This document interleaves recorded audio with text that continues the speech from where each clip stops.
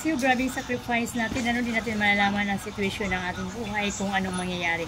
Tulad sa nangyari sa akin, hindi pa nalabas ng isang pasyente ko na sa tatay ko. Mayroon na namang dumagdag na ang aking anak na bunso na si Coco. Ngunit lumalaban po ako sa hirap kahit anong mangyayari dahil wala naman po ako ibang inasan kundi ang Panginoong Diyos lang. Ay mga kapagsib, pray lang po tayo sa lahat ng mga pangyayari sa buhay natin. Huwag tayo susuko kahit anong mangyayari sa buhay.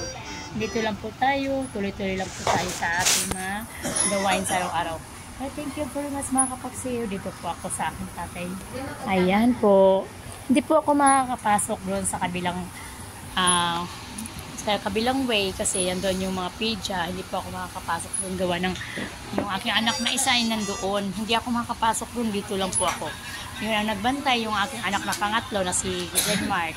Kaya pasalamat na lang ako kahit paano mga kapagso, yung aking anak na si Denmark ay nakikisama din sa wakas. Thank you anak sa iyo at saka sana tuloy-tuloy mo lang yung kabutihan mo. Kaya mga kapagso, pray po tayo dahil sa bihirang mangyayari po sa buhay natin na doble-doble po yung ating mga pag-tulad dito na napakahirap sa sitwasyon tulad nga na hospital yung anak mo, na hospital yung tatay mo, tapos isa ka lang nag-aanap buhay, wala kang kasama. Mayroon ka mga anak na nakaagapay mo, pero iba talaga yung mayroon kang asawa na nakaagapay sa iyo at naghahanap buhay. Kaya pray lang at saka tuloy-tuloy lang po tayo sa ating laban para huwag tayo magpapatalo. Walang susuko mga kapatid. Thank you very much and good morning sa lahat. Bibit Yabasa po. Please subscribe my YouTube channel.